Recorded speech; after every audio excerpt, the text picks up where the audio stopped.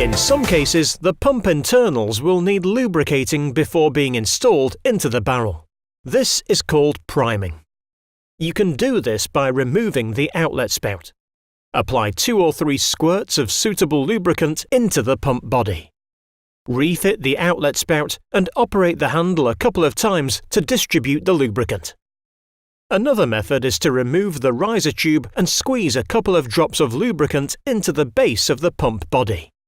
Replace the riser tube, making sure you have an airtight seal. If necessary, reapply PTFE tape.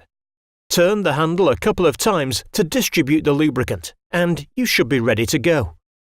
Some pumps have a lubrication point built in. Remove the cap, apply lubricant, then refit the cap.